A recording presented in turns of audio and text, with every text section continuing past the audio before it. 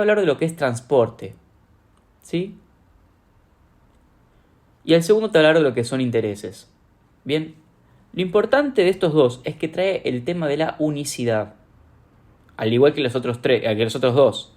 O sea, los cuatro hablan de la unicidad. Pero quizás el primero y el segundo son más difíciles de explicar. Entonces yo en la clase lo voy a explicar.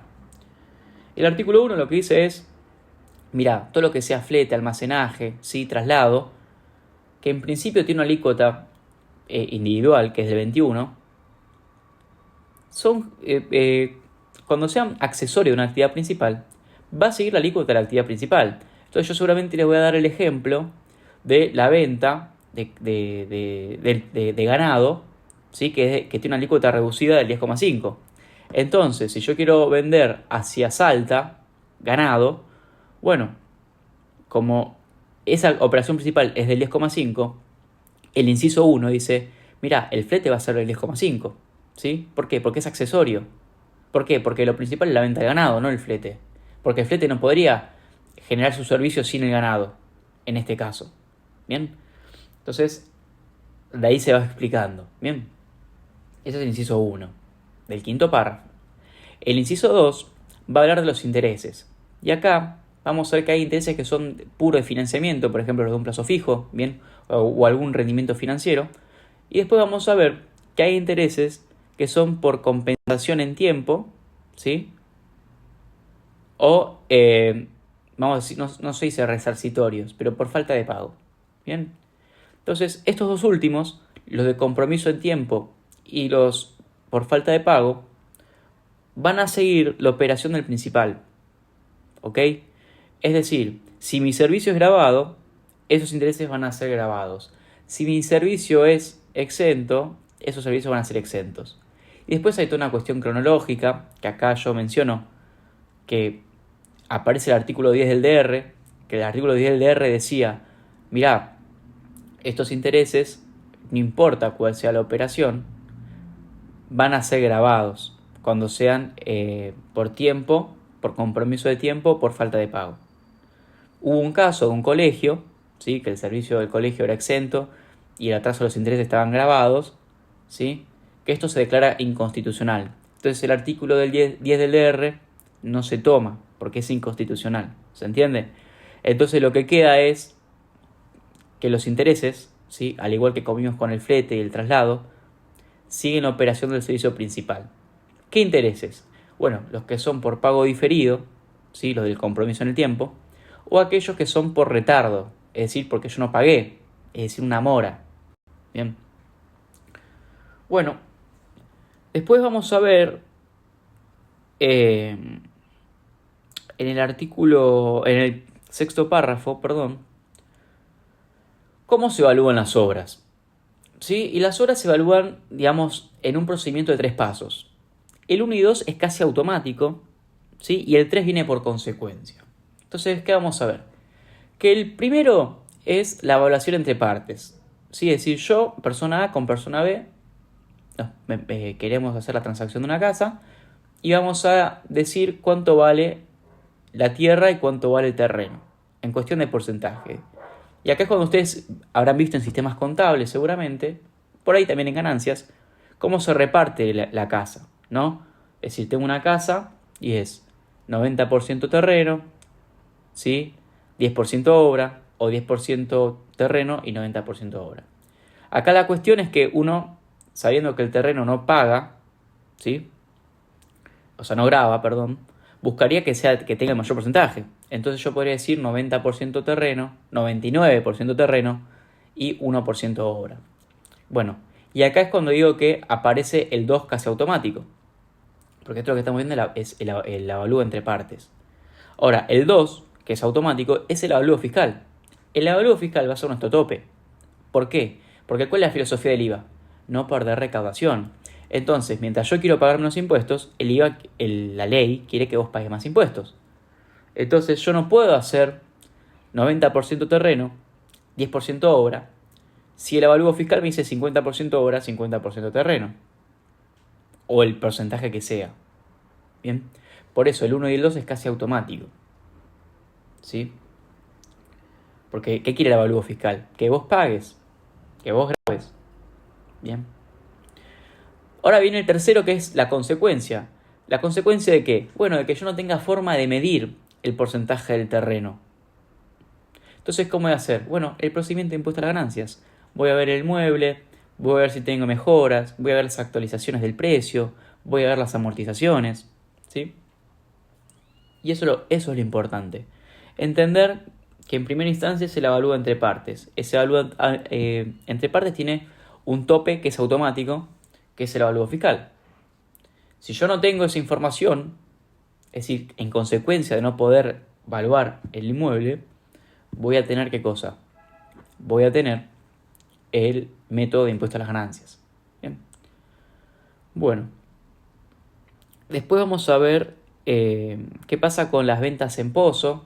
¿Sí? Es algo que traigo a cuestión. Y vamos a ver dos artículos. Está el 45 del DR y el 25 del DR. El 45 del DR lo que dice es que... ¿Por qué a veces el 45 del DR? Bueno, porque yo sigo leyendo el artículo, el sexto párrafo, ¿sí? Y ya tirando el séptimo, van a ver que habla de los anticipos, ¿sí? Entonces, ¿qué pasa? Los anticipos se componen al precio siempre que sean de forma pactada y adelantada. Y vamos a decir, ¿qué anticipos? Bueno, los que congelen precio, ¿bien? Y eso va a estar en el artículo 45 del decreto reglamentario, ¿sí? Después está el artículo 25 del decreto reglamentario, que lo que dice es, mira,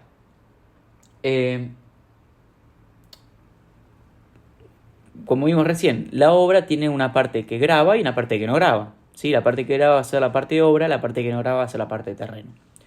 Entonces, ¿qué pasa? Si yo pongo una casa a 1.000.000, ¿sí? Y mi distribución es 90-10, es decir, 10 terreno, 90 obra,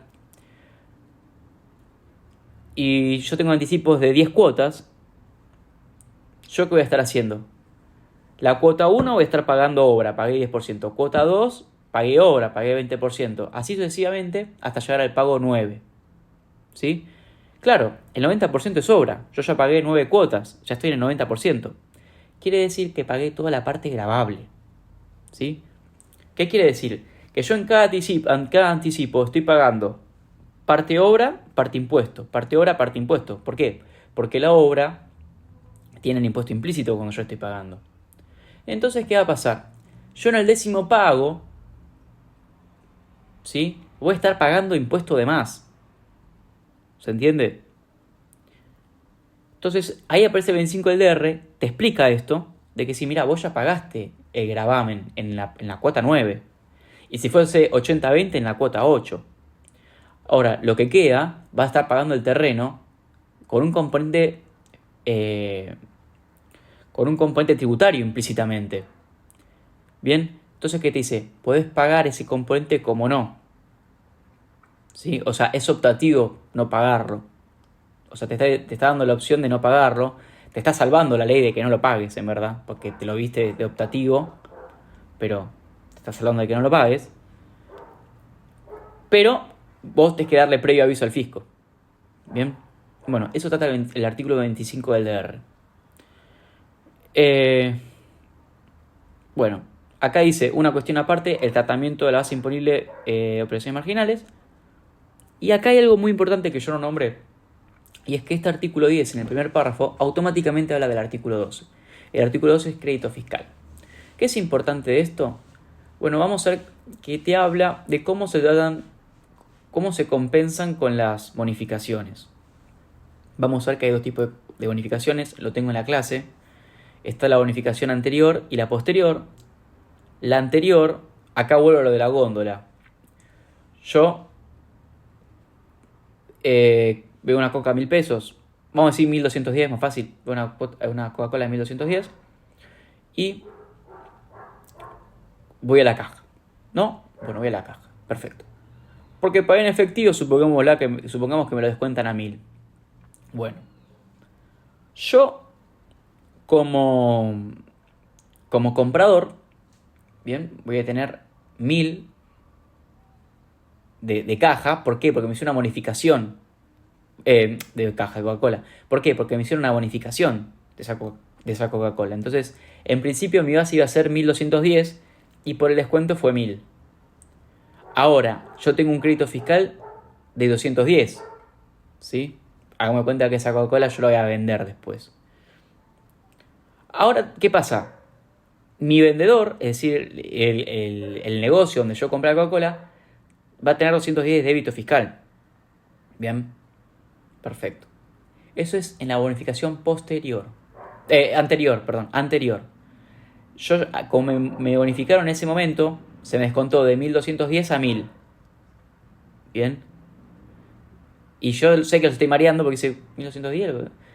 No, yo que digo es, si hubiese sido 1210 el valor, mi 21% hubiese sido otro valor, no 210, hubiese sido otro. ¿Está? Ahora lo que yo te digo es, el valor era 1210. Cuando yo fui a la caja me descontaron a 1000 y tengo crédito fiscal yo 210, débito fiscal vendedor 210. Bonificación anterior. Si quieren hagamos de cuenta que iba a salir 1500 y me descontaron a 1000, como quieran. Va a ser lo mismo. Va a ser 210 para los dos. Ahora vamos a hacer el posterior. El posterior, supongamos que yo en verdad pagué 1210. ¿Sí?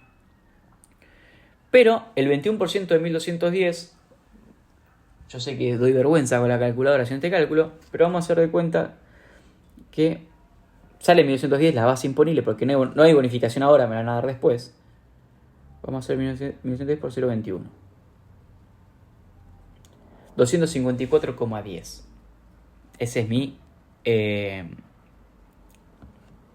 crédito fiscal. ¿Sí? Que también va a ser el débito fiscal de mi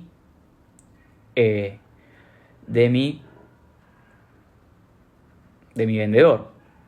¿Sí? Pero ¿qué pasa? Supongamos que me hagan una bonificación. ¿Sí? Que me hagan una bonificación posterior. ¿Por qué? Por buen pago. ¿Sí? Bueno, si yo me paro del lado del vendedor, menos valor, que sería menos débito fiscal. Ahora bien, eso no se puede hacer, eso se netea.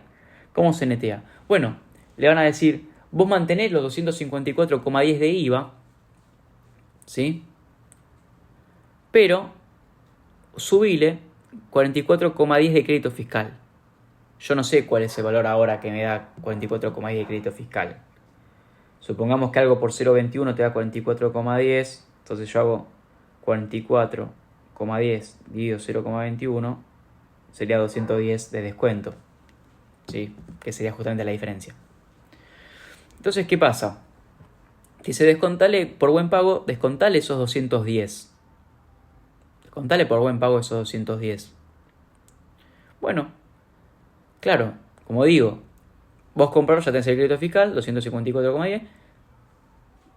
Yo como vendedor tengo débito fiscal 254,10. Claro, tendría que llegar a 210. ¿Le puedo bajar 44,10? No. Lo que se va a hacer es subirle el crédito fiscal 44,10. Entonces, cuando vos haces por diferencia, te da 210. Entonces, en el ejemplo de bonificación anterior, te da 210. En el ejemplo de bonificación posterior, te da 210. ¿Sí? Ahora, no es que yo no sabía que te daba 44,10. Lo hice a propósito. ¿Sí? ¿Por qué? Para que vean que siempre te va a terminar dando la diferencia. ¿Cuál era la diferencia? Los 210 del principio. ¿Sí? Bueno. Eso es el tratamiento del artículo 12. Y no se maten para entenderlo, porque en el video está. ¿Sí? Lo que quiere decir es que todos los caminos llevan a Roma. ¿Sí? El anterior o el posterior nos va a llevar a que al final, cuando yo hago débito fiscal solo, porque bonificación anterior no tenía crédito fiscal, solamente débito fiscal, me va a dar un saldo a pagar. Cuando yo tenga crédito fiscal contra débito fiscal, me va a dar el mismo saldo a pagar. ¿Sí? Eso es lo importante.